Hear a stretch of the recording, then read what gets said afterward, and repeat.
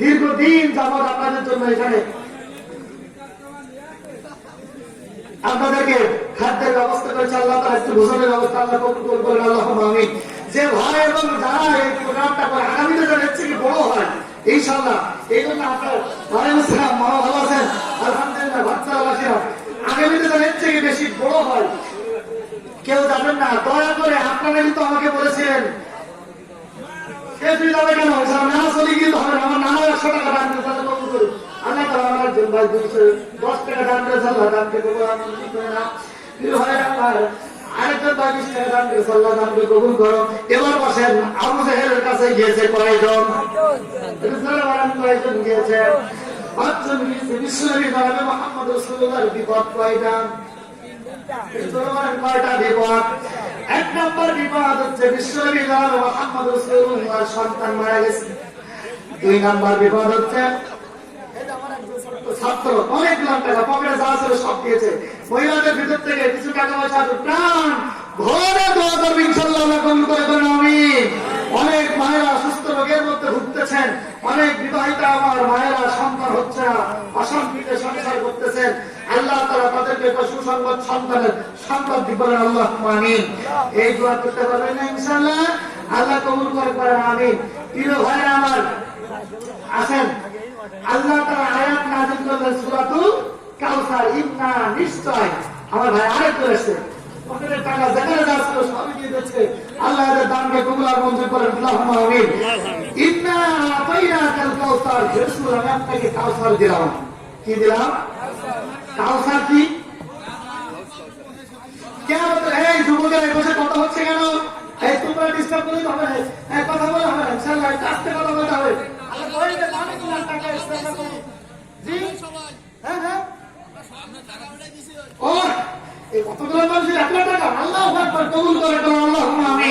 আজকে যুবকেরা ছেলেমেয়েরা ইসলাম প্রতিষ্ঠিত হয়েছে, বলে আল্লাহুম্মা আমিন।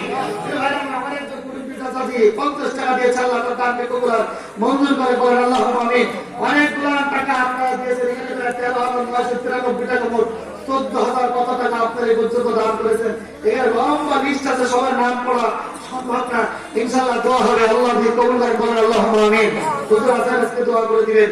প্রিয় ভাইরা আমার, আমি যে আলোচনা করতেছিলাম একটু ফিরে যাবো সেখানে, আমরা কিন্তু সামনে এগিয়ে এসেছি, অল্প সময়ের ভিতরে ইনশাআল্লাহ শেষ করে দেব।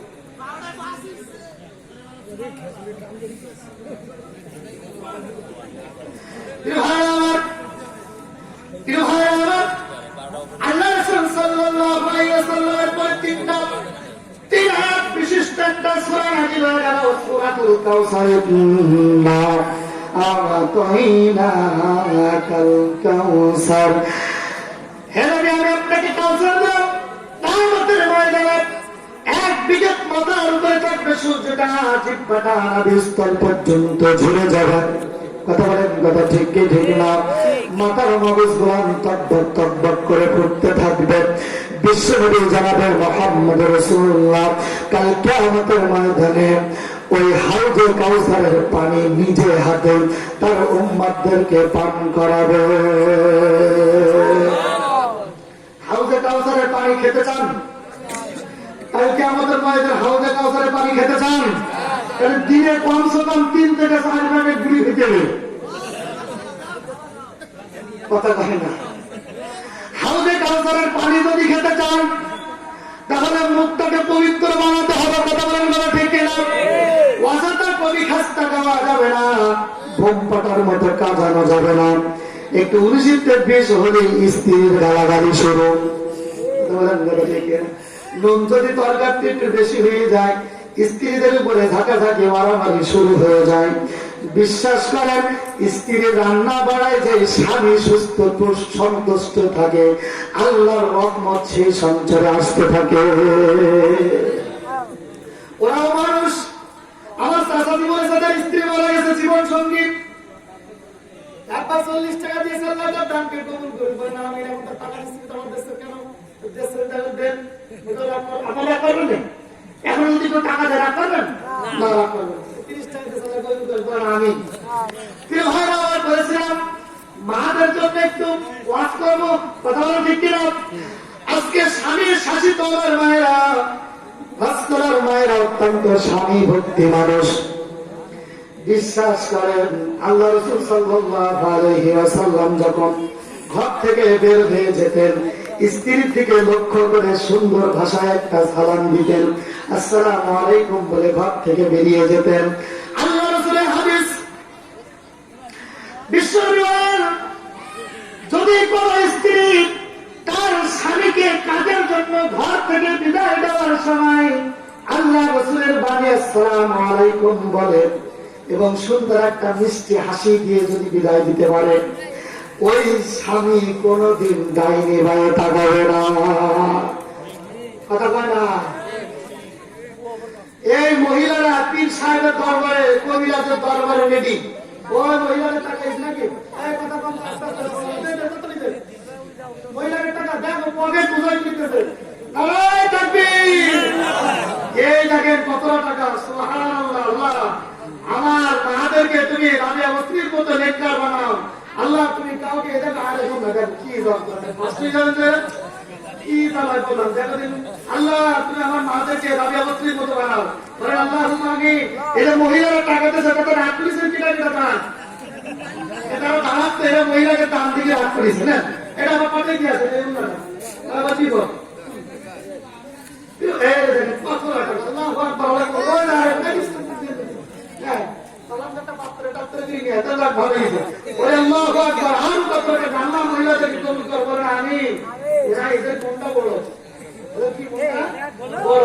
আল্লাহ আরো বড় আমি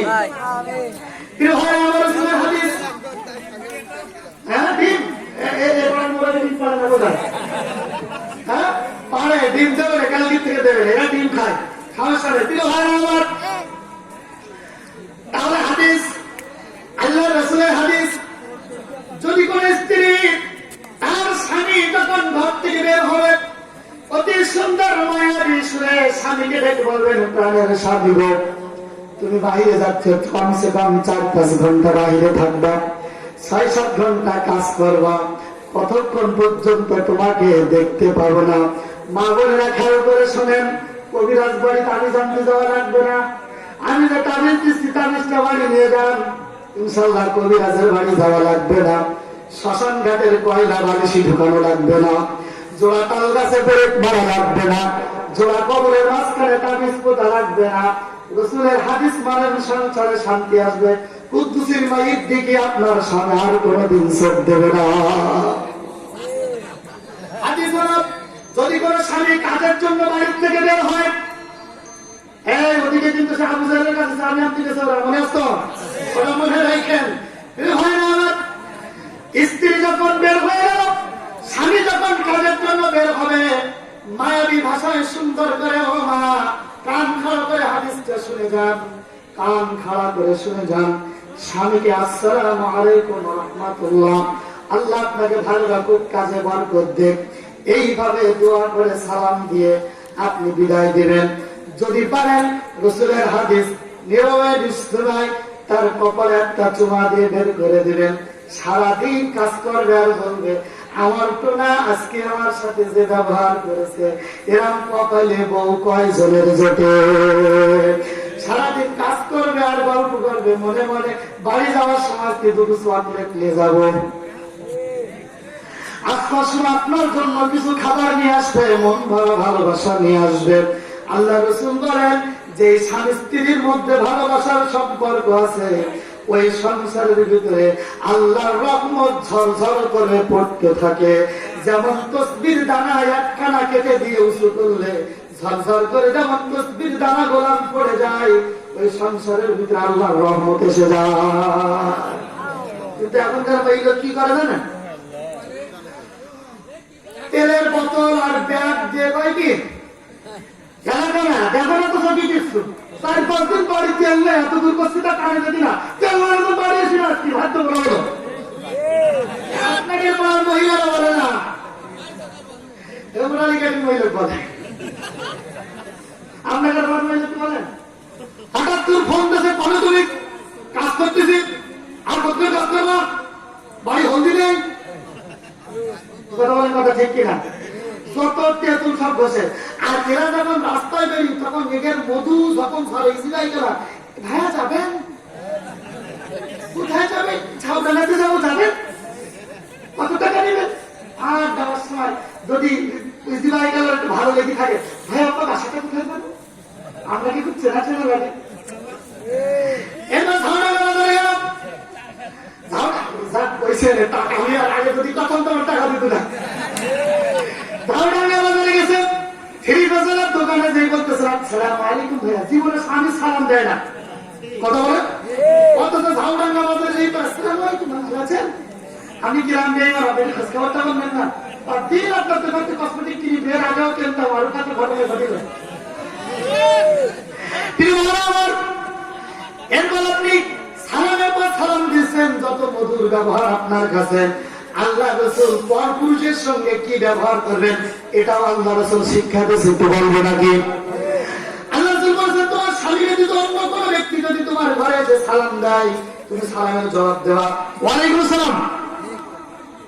জুব্বানের বাড়ি আছে না, কমে গেছে জানি, ও কি আর কথা বাড়াবে? কথা বলেন। এখন স্বামী গেছে বাথরুমে, ফোন দিয়ে গেছে বাইরে, ফোন দিয়েছে জুব্বানের বন্ধু, ধরিছে বউ, আসসালামু আলাইকুম। ওয়ালাইকুম সালাম। কে? কাল জুব্বানের বন্ধু। আমার তো বন্ধু। কোথায় আপনি? আমি বাইরে। বাইরে কেন? ভিতরে আসে না, তার সময় নাম্বারটা নিয়ে যাবেন। তো জুব্বার করে বাথরুমে, তো আর 3 ঘন্টা বাথরুমে খেলাম, আসেন।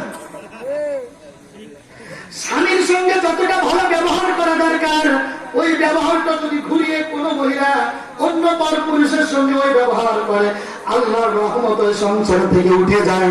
যার কারণে কিছুদিন পরে 2টা সন্তান হওয়ার পরেও ওই পুরুষ মানুষটা আরেক জায়গায় টক্কর মারে, আর মেয়ে লোকটা আরেক জায়গায় ফিল্ডিং মারে।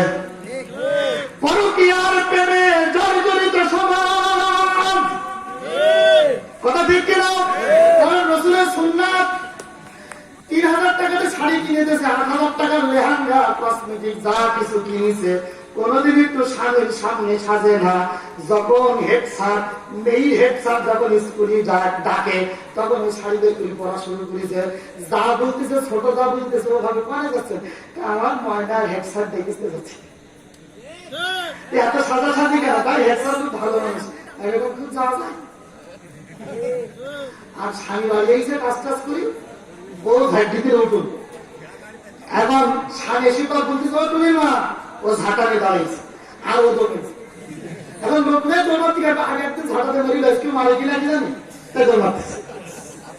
আল্লাহ রসুলের হাদিস শোনেন, আল্লাহ রসুল যখন দাওয়াত দিয়ে বাড়িতে আসতেন, হ্যাঁ আপনাদেরও আন আছে, দান চাবি হচ্ছে, চাবি চাষার কাজ, হ্যাঁ চাবি চাষার কাছে, ওদিকে কমপ্লিট হয়ে গেলে চাবি বলি দেবো ইনশাআল্লাহ। ওদিকে আল্লাহ রাসূল সাল্লাল্লাহু আলাইহি ওয়াসাল্লামের হাদিস, যখন আল্লাহ রাসূল দাওয়াত দিয়ে বাড়িতে আসতেন, হযরত খাদিজাতুল কুবরা বলতেন, ইয়া রাসূলুল্লাহ একটু দাঁড়ান। খাদিজা গাড়ির মধ্যে প্রবেশ করতেন, সুন্দর মতো একটু সেজে গুজে আল্লাহ রাসূলের সামনে আসতেন।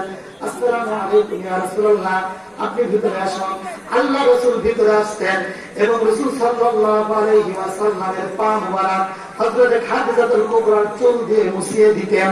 আল্লাহ রাসূলের চেহারা মুবারক চুল দিয়ে মুছিয়ে দিতেন। বিশ্বনবী জনাব মুহাম্মদ রাসূলুল্লাহ সাল্লাল্লাহু আলাইহি ওয়াসাল্লাম আস্তে কথা বলেন, গ্লাসের যে স্থানে ঠোঁট লাগিয়ে বিশ্বনবী পানি খেতেন, ওই স্থানে ঠোঁট লাগিয়ে হযরতে আয়েশাও পানি খেতেন। আল্লাহ রাসূল গোস্তের একটি টুকরা খাওয়ার পর রেখে দিতেন, অবশিষ্ট টুকরাটা হযরতে খাদিজা খেতেন, হযরতে আয়েশা খেতেন। আল্লাহ রাসূল কোনদিন 2 প্লেটে ভাত খান নাই, 1 প্লেটে ভাত খেয়েছেন। আল্লাহ রাসূল কোনদিন 2 বালিশে ঘুমান নাই, 1টা বালিশে ঘুমিয়েছেন। আল্লাহ রাসূল কোনদিন স্বামী স্ত্রীর মাঝখানে ফাঁকা রাখে নাই, 3টা জায়গায় রাসূল ফাঁকা রাখতে নিষেধ করেছেন। 1 নম্বর নামাজের কাতার, 2 নম্বর স্বামী স্ত্রীর মধ্যখান, 3 নম্বর কি নম্বরটা মনে নেই, এই 2 জায়গায় 3 নম্বর 3টা জায়গায় রাসূল ফাঁকা রাখতে নিষেধ করেছেন।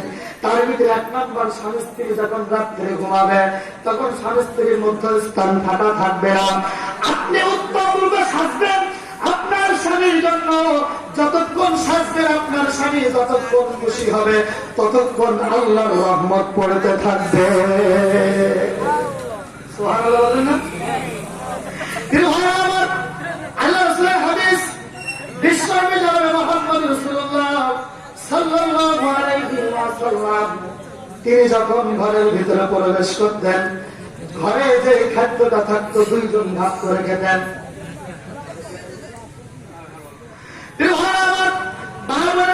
আপনাদের জন্য একটা হাদিস, সর্বশেষ কথার পরে চাবির দিকে যাবো ইনশাআল্লাহ।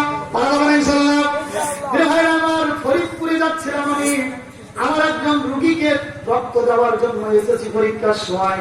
এখান থেকে 6-7 বছর 8 বছর আগের কথা।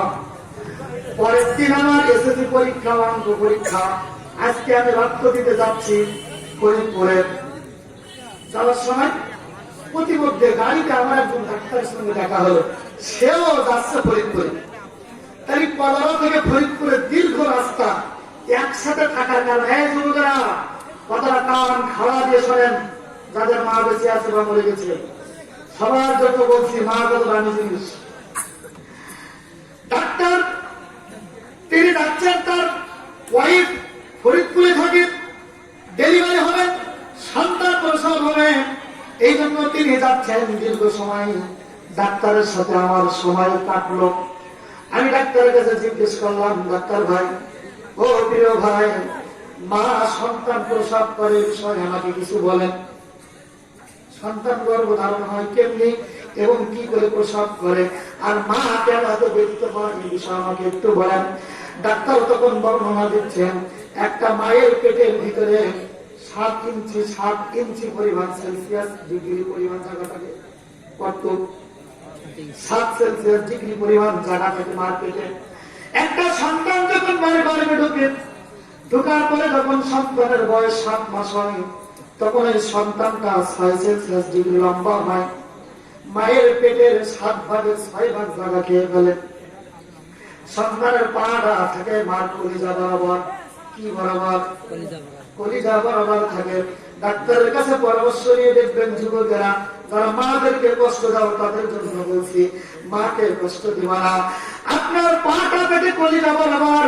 ডাক্তার বলতেছেন ওই সন্তানের বয়স যদি 8 মাস হয়, তখন ওই সন্তান 8 সেলসিয়াস ডিগ্রি জায়গা খায়। মার পেটে জায়গা আছে 7 সেলসিয়াস ডিগ্রি, জায়গা খাইছে কত? জায়গা ছাড়া বয়স সন্তান বড় হয়ে গেল, মায়ের পেটটা গলা গলা হয়ে গেল। কোনদিন দুপুর বেলায় যদি আমাদের খাওয়া একটু বেশি হয়ে যায়, যতক্ষণ পর্যন্ত পেট থেকে ওই খাবারটা বের না হয় ততক্ষণ পর্যন্ত অস্বস্তি কাটে না। কথা বলেন, কথা ঠিক কিনা? আরেকজন মা জীবিত একটা বাচ্চা পেটের ভিতরে রেখেছে 7 মাস। ওই সন্তানের বয়স যদি 9 মাস হয়, তখন এই সন্তান 9 সেলসিয়াস ডিগ্রি লম্বা হয়। মায়ের নাভিটা সমান হয়ে যায়, মা হাঁটতে পারে না, বসতে পারে না, চলতে পারে না। শুধু তাই নাই, ও আমার প্রিয় ভাইরা, ও আমার মায়ের সন্তান যুবকেরা, কান খাড়া দিয়ে কথা বলেন, শুনে যান। ওই ডাক্তার বলেন, শুনতাই না হুজুর, ওই পাটা কলিজা বরাবর উঠে যায়, আর 1 সেকেন্ডে মার কলিজায় সন্তান 2টা লাথি মারে। জোরে বলেন, কয়টা লাথি মারে? 1 সেকেন্ডে মায়ের কলিজায় যদি 2টা লাথি পড়ে, 1 মিনিটে কয়টা? 120টা। 1 মিনিটে যদি 120টা হয়, হিসাব করে দেখুন সারাদিনে মার কলিজায় আপনি কতগুলো লাথি মেরেছেন। মায়ের কলিজায় লাথি খেতে খেতে ব্যথিত হয়ে পড়ে মা। এরপরেও মা বলে না সন্তান ফেলে দেব, মেরে দেব, বলে না? বলে। কথা বলেন, কথা ঠিক কি ঠিক না? ভাইরা, মা হাঁটতে পারে না, চলতে পারে না। মার বয়স, সন্তানের বয়স যদি 9 মাস পার হয়ে যায়, স্বামীকে গভীর একটা অন্ধকার জায়গায় ঘরের ভিতরে রেখে স্বামীকে জড়িয়ে দিয়ে বলে, প্রাণের স্বামী রে, দীর্ঘদিন তোমার সঙ্গে ঘর সংসার করেছি, সন্তান প্রসব করতে চলেছি, বাঁচতেও পারি, নাও বাঁচতে পারি, আমি মরেও যেতে পারি। যদি মরে যাই দয়া করে মাফ করে দিও। আমার সন্তানটা যদি বেঁচে থাকে, আমার সন্তানটা কারুর হাতে দিও না, তুমি লালন পালন করো। আর আমি যদি মরে যাই, তাহলে আমাকে তুমি ক্ষমা করে দিও। সন্তানের ব্যথায় ব্যথিত হয়ে মা ভীত হয়ে যায়। মার কাছে ফোন করে, বড় মার কাছে ফোন করে, বাবার কাছে ফোন করে। যখন সন্তানের ব্যথা উঠে যায়, ডাক্তার বলেন সবচেয়ে বড় বড় 3টা লাথি সন্তানের মার করে যায়। মার একটা মানুষের শরীরের ভিতরে যদি একটা মানুষের শরীরের ভিতরে যদি 70 ডিগ্রি পরিমাণ ব্যথা ওঠে তাহলে মানুষ সহ্য করতে পারে না। একটা মানুষের শরীরে যদি কয় পার্সেন্ট 70% ব্যথা ওঠে তাহলে মানুষ হয় বেহুশ হয়ে যায় না হয় মরে যায়। ওই ডাক্তার বলেন যখন সন্তান প্রথম একটা লাথি মারে ওই প্রথম লাথি মারার সঙ্গে সঙ্গে মার শরীরে 70% ব্যথা উঠে যায়। মা আলাদা করে হাও হাও করে আল্লাহ গো মা গো বাবা গো করে ডাকতে থাকে। ওই সন্তান একটা লাথি মারার পরে কিছু দূর নিচে নেমে আসে। ওই সন্তান দ্বিতীয় আরেকটা লাথি মারে, যখন দ্বিতীয় আরেকটা লাথি মারে তখন মায়ের ব্যথা উঠে যায় 80 ডিগ্রি অথবা 85 ডিগ্রি। কোন কোন মা বেহুশ হয়ে যায়, কোন কোন মা মারা যায়, আবার কোন কোন মা শেষমেশ হয়ে পাগল হয়ে যায়। ওই সন্তান যখন দ্বিতীয় আরেকটা লাথি মারে ওই মায়ের কলিজায় তখন 80, 85 প্রায় 90 ডিগ্রি ব্যথা ওঠে। ওই সন্তানরা যখন জমিনে আসে মায়ের কলিজা ফেটে এসে জমিনে আসে। ওই ডাক্তার যখন বলতেছে লক্ষ্য করলাম ডাক্তারের চোখ দিয়ে পানি গড়গড় করে বেরোচ্ছে, আমি চোখের পানি ধরে রাখতে পারলাম না। একটা মা সন্তানকে দুনিয়ায় পাঠাতে কতগুলো কষ্ট করে। ওই মাকে দুনিয়াতে সন্তানকে পাঠানোর পরে সঙ্গে সঙ্গে আল্লাহ রাব্বুল আলামিন সন্তানের মুখে একটা আওয়াজ দেয়, কান্নার আওয়াজ। যখন ওই কান্নার আওয়াজ, সন্তানের কান্নার আওয়াজ মায়ের চোখে কানে ঢোকে, সমস্ত ব্যথা আল্লাহ রাব্বুল আলামিনের কুদরতের মাধ্যমে নিভে যায়। এই যুবক মাকে কষ্ট দিস না, মাকে আঘাত দিলে আল্লাহর আরশ কেঁপে ওঠে। আমি বলি তিরমারা, আপনি আপনার বাড়ির পাশের বাড়ির চাচির কাছে জিজ্ঞেস করবেন আমি এই ঘরে বউ হয়ে আসার পর আমার স্বামীর সাথে মার সম্পর্ক কেমন ছিল আর এখন কেমন আছে। বুঝেননি বিষয়টা? প্রাইভেট মাস্টার বাড়ি আসে যেদিন থেকে রাত্রি একবার পড়ায়, প্রাইভেট মাস্টার বুঝতে পেরেছেন তো, মধ্যরাত্রি একবার পড়ায়, সকালে একবার পড়ায়। এই যে দেখো কত কষ্ট করে তোমার সাথে আমার বিয়ে হলো, আব্বা মোটে দিতে চাচ্ছিল না, দুইজন আমরা প্রেম করে বিয়ে করেছি, তোমার এই বাপ মার সাথে থাকতে পারবো না, আর তুমি বাপ মা নিয়ে থাকো না, হয় আমি হাঁটলাম। তখন এবার বলে তুমি হেঁটি না গো, তোমার ছাড়া আমি বাঁচবো না, বাপ মা থাকে ঠেকি যা। কথা বলেন, কথা ঠিক কিনা? 1 কোটি টাকা খরচ করে আপনি বিল্ডিং ঘর বানাইছেন, একটা bathroom, dressing room, dining room, washroom, bedroom, এ রুম, সে রুম। কথা বলেন, কথা ঠিক কি ঠিক না? আপনার বিলুপ্ত বাবা মা ওই কোটি টাকার ঘরের ভিতরে জায়গা হয় না, জায়গা হয় কোথায়? পুরনো গোয়াল ঘরে। আপনাদের পড়া হয় না।